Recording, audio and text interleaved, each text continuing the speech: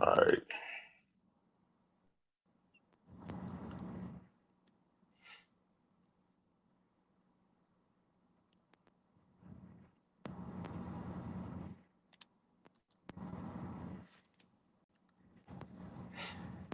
And I was worried about my wardrobe, but it look like it's a Nah, you good, relaxed. bro. Yes, yeah.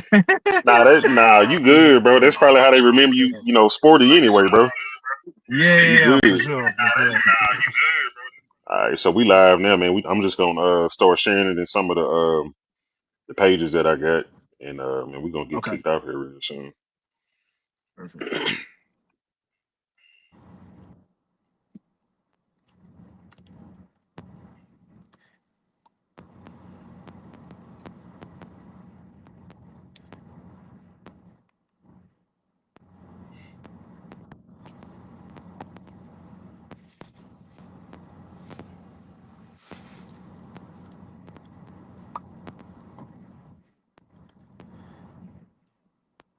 My son may be walking in a little bit from the Nah, you good, bro. practice. Okay.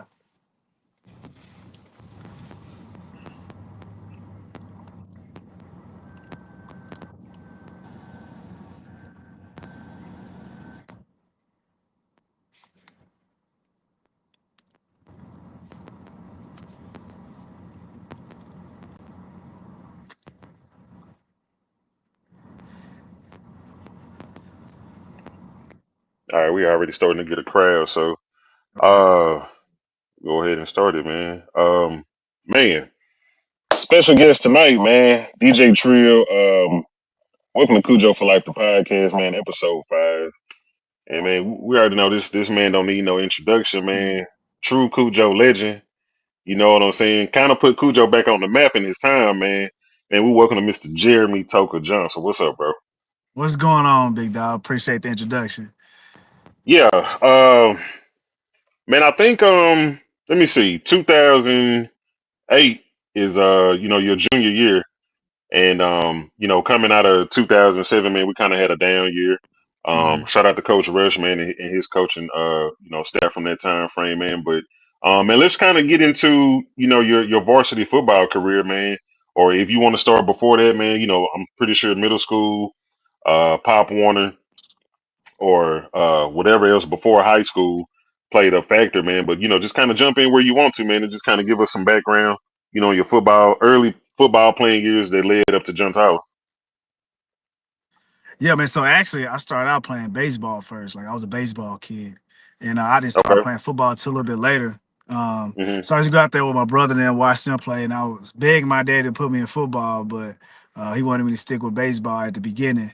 So, so I kind of not playing with the Buccaneers. That's my first start, and then I transitioned Hmm. to the Cowboys. In the Pop Warner days, and then that's why I played at Bolton, and then then John Tyler. So when I first got to John Tyler though, I would even they're trying to put me at like safety or something like that or receiving. I was like, nah, man, I really want to play quarterback. So I ended up just playing Yeah. quarterback for my freshman year, up to my, sophomore, and then, my junior year, I got my first start on varsity. But I actually got Hmm. my first playing time my sophomore year when I started quarterback, got hurt at John Tyler. It was Papa at the time, Billy Papa. I Tompkins. remember Yeah, Papa. yeah, yeah. Yeah. So me and my cousin, man, we actually got to get out. I shine on that game. Georgia Black. Hmm. He was playing running back, and so I made my first varsity debut my sophomore year in '07, and so got into my junior year, and that's kind of where it started taking off. Okay. And I remember, man, shout out to Papa as well, man, who was Mm-hmm. I think just a class before you. But Mm-hmm. I remember, the mentality was around that time, man, Coach Rush had just took over in 2007 after Coach Brooks had left. And, you know, for the most part, man, if you talk about Cujo or John Tyler, those 90s runs, most of those teams were running back oriented. If you're talking about offense, you were one of the first guys that kind of came in. I guess you might could probably say Kerry Maddox had a similar Yeah, run Carrie. in '05 where he was like a athlete, but he was a dual threat. You know what I'm saying? As far as a quarterback, man. But you kind of made teams focus on your ability to run and being able to pass the ball. But did you Mm-hmm. feel any kind of pressure? as far as trying to get back to the playoffs, 2008, 2009, like what was it like taking over the helm and trying to get Cujo back on the map? Yeah, so man, honestly, I didn't really feel no pressure. Looking back on it, I probably should have, but you know, Mm-hmm. I had some good guys that came before me, like Papa. He was super athletic, like he was crazy Mm-hmm. good. And then you had Kerry, and then before Kerry was Antoine Bush. Them all was good athletes. And Yeah. then Darrell came in, was right after Kerry. Now Darrell can throw the ball as Mm-hmm. well. And Yeah. so, man, I just remember watching all those guys, man, and I was like, I kind of want to be the guy, to put John Tyler back on the map because I was a Cujo guy myself. I used to watch the '94 tape. When there was Morris Anderson, Michael Price, all those guys, Mm-hmm. Mickey Jones, and then the '01. I used to watch all those highlights. The whenever they went to state in 2000. So I Mm-hmm. had already had that Cujo feeling. So I was like, man, I gotta, once I get my time, and I'm gonna go up there and shine. So like my junior year, I think was the first time we won a playoff game since 97, 98 or something. I'm sorry, since 2000. Right, that's the first time we've been back to the playoffs. Um, so that was a good feeling, and that was my first year starting in '08, and I was like Mm-hmm. in '09, I was like, okay, this is gonna be my year. I got my feet wet. I understand the game, and so I just feel like in 2009, I had my feet up under me to shine. Okay. Yeah, and I was gonna mention that. So, man, you had a brief, I think, first round exit 2005, and I think 2006 as well. Made the playoffs both years, but um, two actually. So let me see. Lake Highlands 2008, was it by district or area? Was it second round?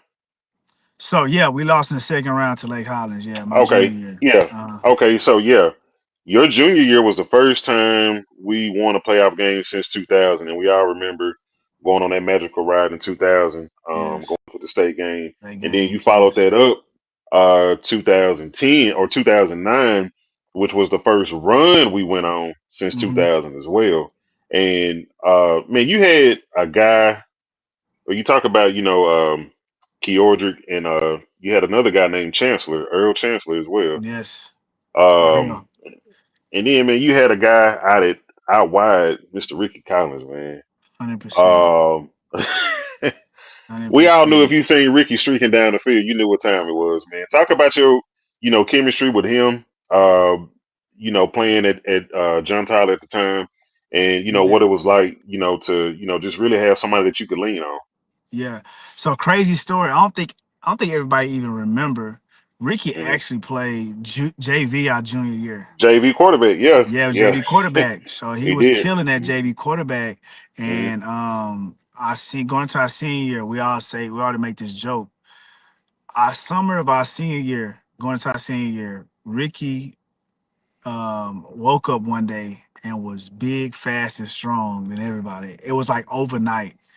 Hmm. And man, he ended up in the summer just being really, really good at 7-on-7. And we just knew we was gonna have a good team because we could run the ball really well, we could throw pretty decent, but we didn't have nobody to stretch the field. And then as Hmm. soon as Ricky developed and the guy he became is when we really took off in the offense because we can beat you deep and then we can run through you. So adding Ricky to our dynamic of our offense, man, really helped us. And then you got Kedrick Chancellor and Keordrick in the backfield, this two-headed Hmm. monster, I say. And then you got me who can, who can run the ball as well. So man, I was like, that was our year, man. We met Klein in the playoffs. Kind of looked over them because they finished fourth in their district, and Hmm. we had just beat Klein Collins, who The week beat before, yeah, yeah, a week before that was yeah. undefeated in their district, Hmm. and beat Klein. So we looked past them. It was looking to Abilene. I felt like, and man, they kind of just got us by surprise. Okay.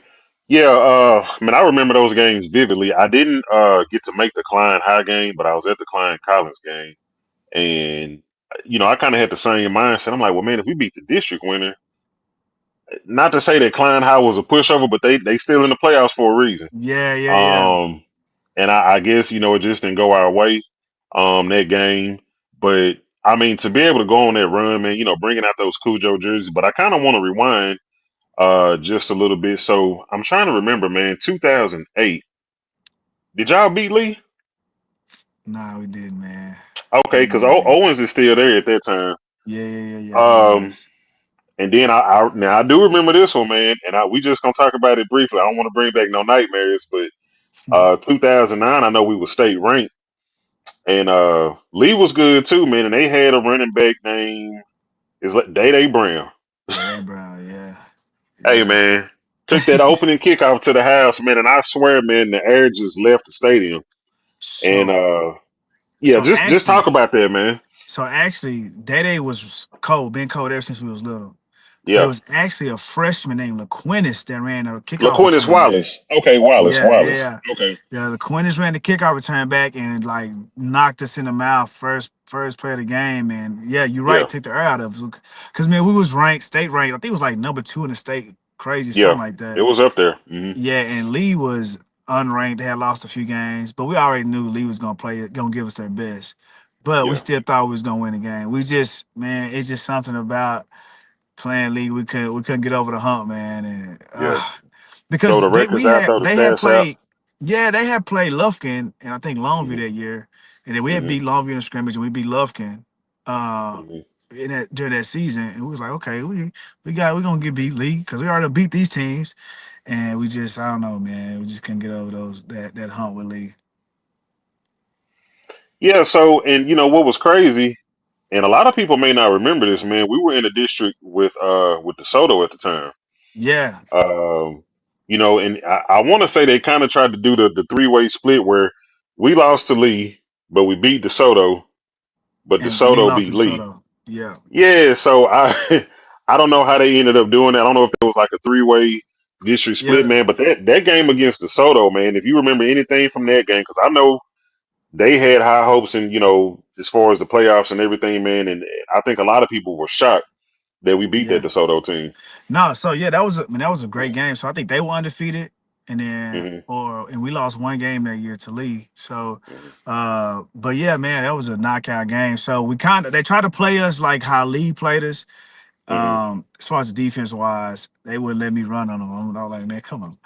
So they load the box. So what we started doing is we just started pitching the ball on the edge to Kiojic and Chancellor, Hmm. and they was just going ham that game. And so Okay. it was definitely a running type game. But DeSoto had a great team, man, great defense. Yeah.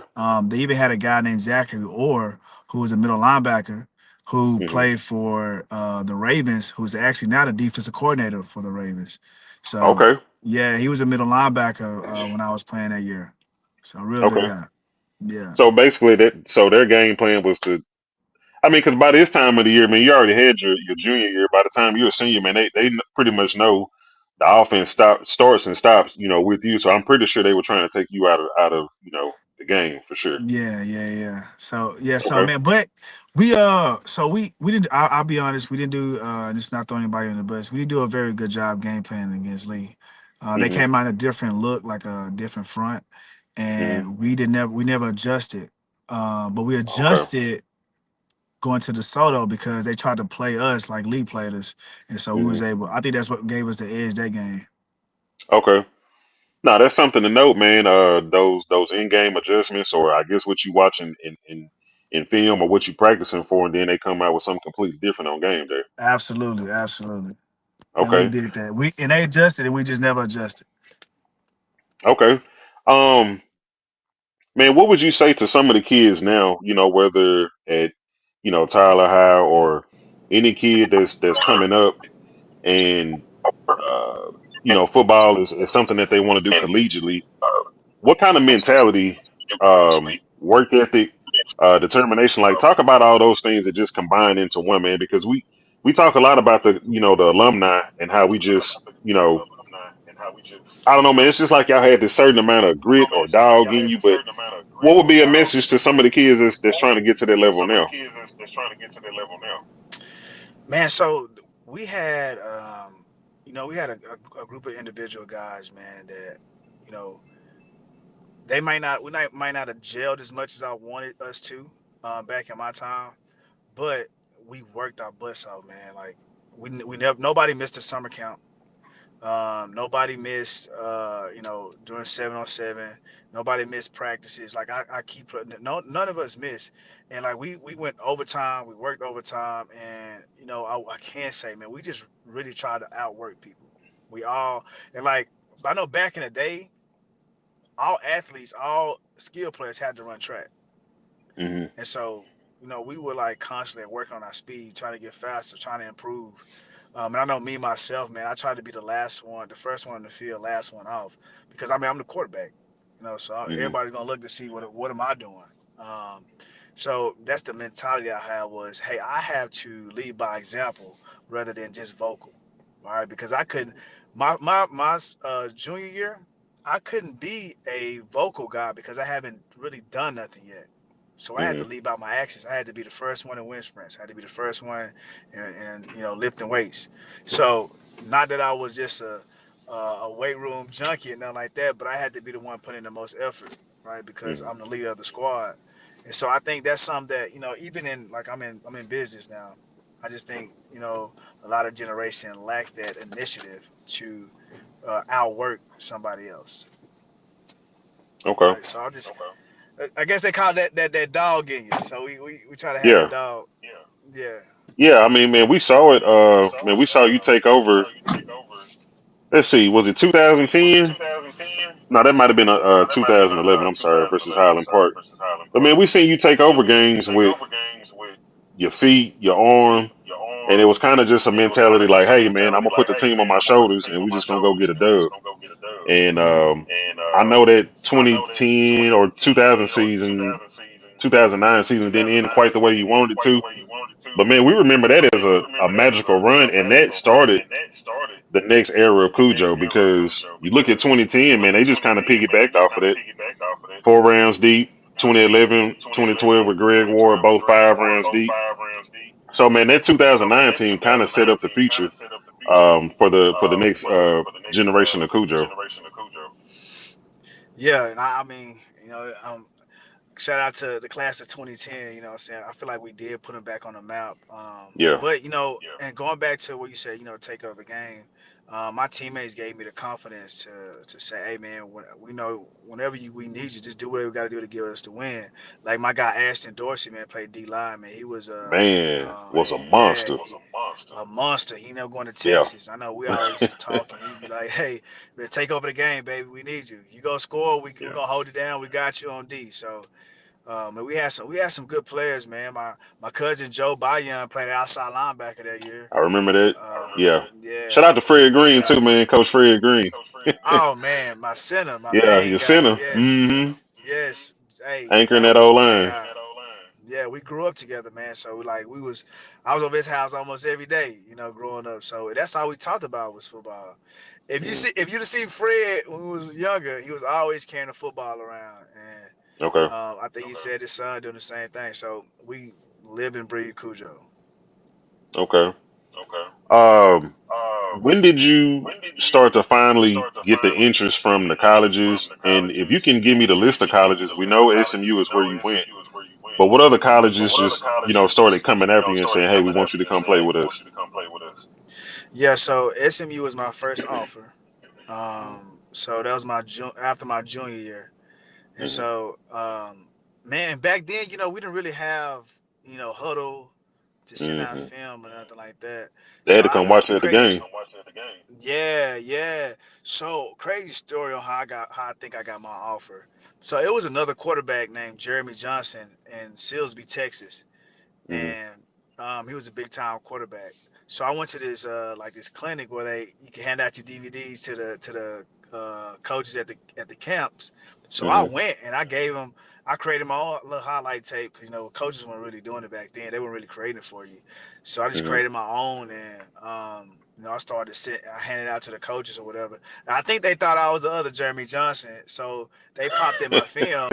Yeah, they saw me and sent it to SMU, Hmm. Baylor, Rice, and TCU. So I initially got SMU first, then I Hmm. got offered by Rice, and then I got Hmm. offered by Baylor. Okay. TCU didn't offer me to my senior year, and so those are the four offers I had. Okay. What was it about SMU that just?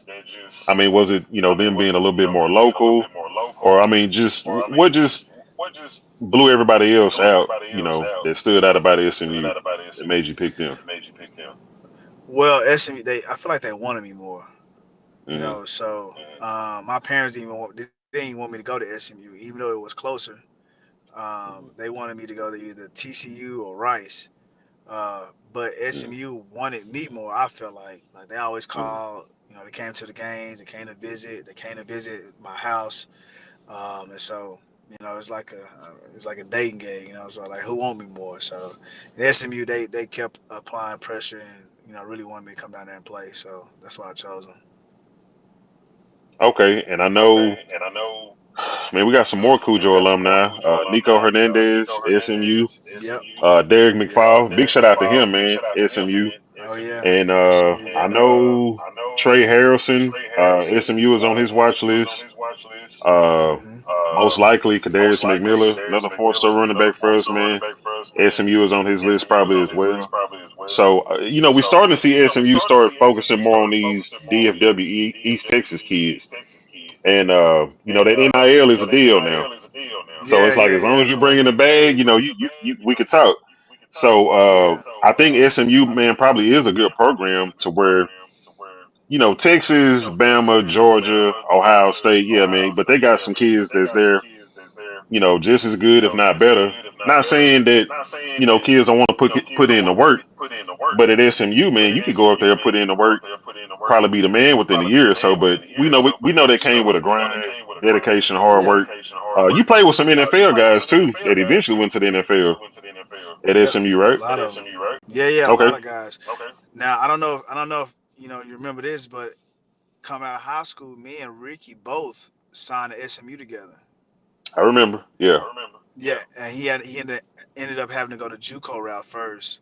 But yeah, Okay. so yeah, and then but the guys I played with went to the NFL. One Cole Beasley, um, Yeah. they played for the Cowboys. Hmm. Aldrick Robinson, he played for the Falcons and the Redskins. Hmm. Darius Johnson played for the Falcons. Then you had Emmanuel Sanders who played for the Broncos for a good Yeah. minute.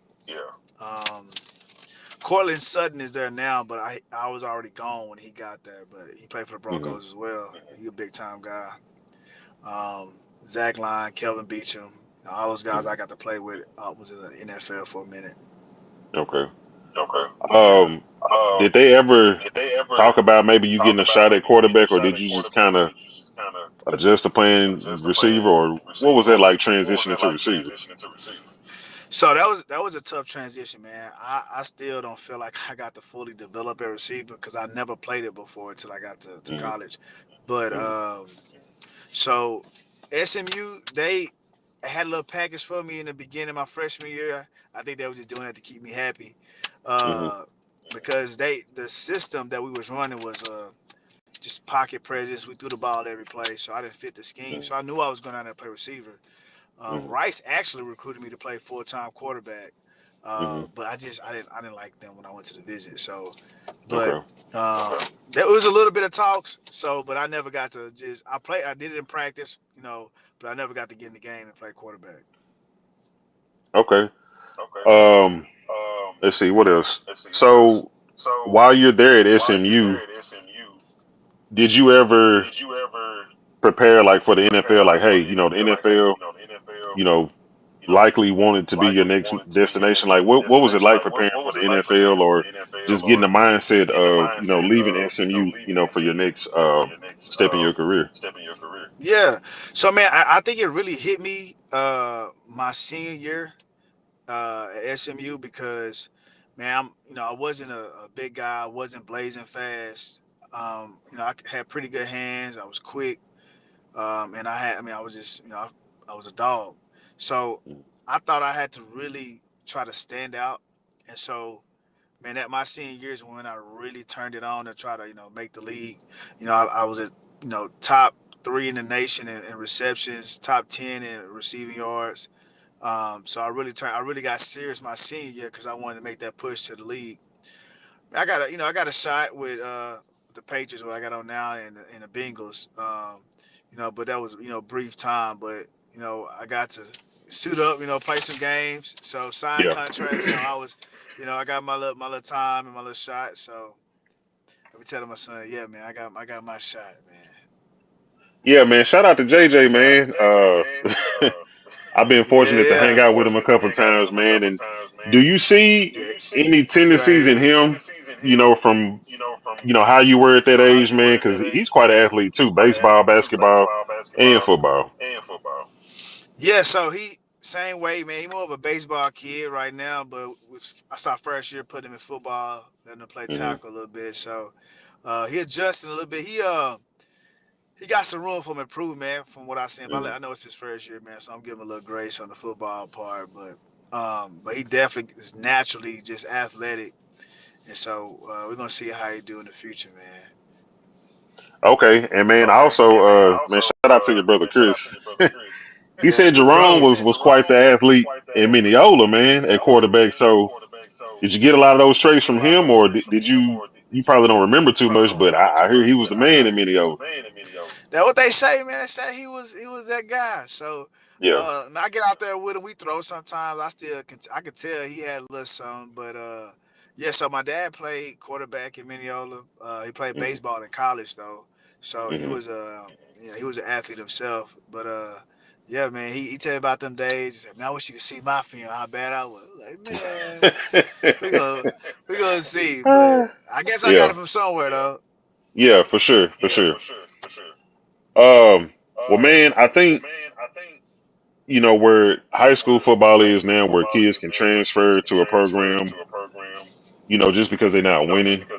Man, y'all didn't run from it. 2007 was 2-8. It wasn't nothing to remember, man. But you had a lot of those guys coming back in 2008. Did make a playoff push, 2 rounds deep, and then eventually went 4 rounds deep in 2009, man. So what do you say to those guys that just feeling discouraged, not winning?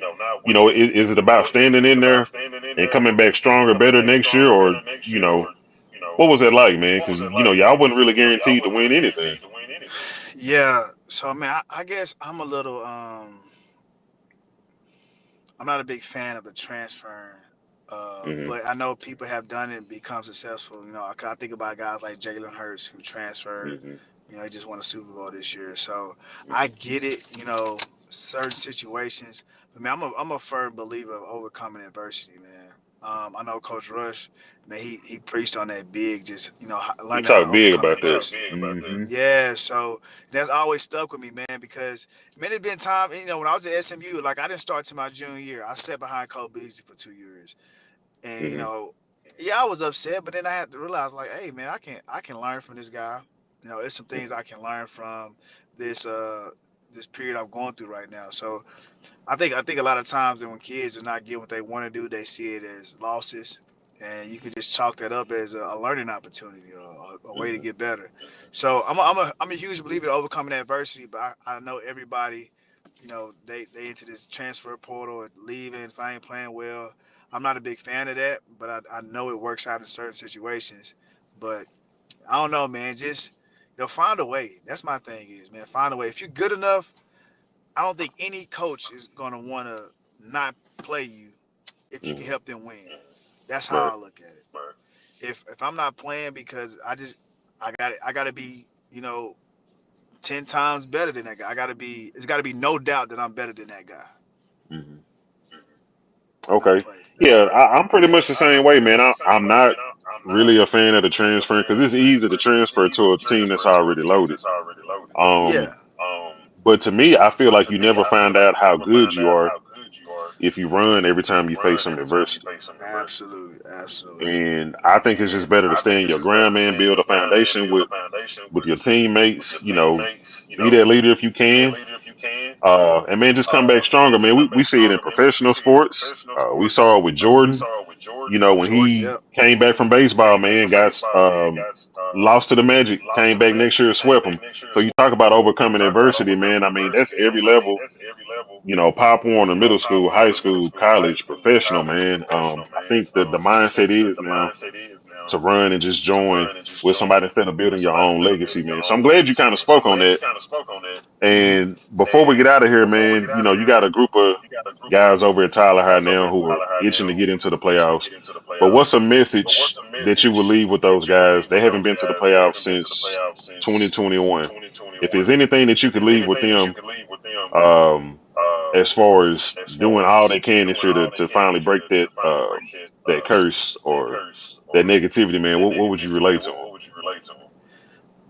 Man, I would build a culture. I mean, them? anything that involves winning, man, it's all about culture. And you gotta block out all the outside noise. Coach Rush also, going back to my John Tyler days, Coach Rush was always big on that. He was just like, it's just us. You know, we know the fans cheer for us, but it's not about them. It's about us. And so you can hear a lot of noise from the community because John Tyler, for they hard on you, boy. Hey, Hey, they tough on you, man. They don't care if you're a kid or it's not. They gonna let you know. some of the toughest fans to play in front of, man. And it's been that way since I've been Absolutely, going to the games, man. man, Yeah, if man. you It is. winning, it's It's cool, rough. but when you lose, man, you gonna hear about it, man. You gonna hear it. You gonna Yeah, hear it. it's just the So yeah. expectation around here. Yes, man, it is, and I get it, and I love that. I love that pressure. I love that heat because I know I can overcome it. And we knew we could overcome it when we was playing because we had went 1-9. Just a year before. Then we went Hmm 6-6, which we got better. But people was like, "That's average." You know what I'm saying? So I'm like, golly, hmm we can't. We just won a playoff game for the first time since Yeah, 2000. Y'all calling this average? We're like, okay, we'll take that. And then our senior year, we tried to make a run, but during that time, we was like, hey, one game at a time, and we're gonna focus on us.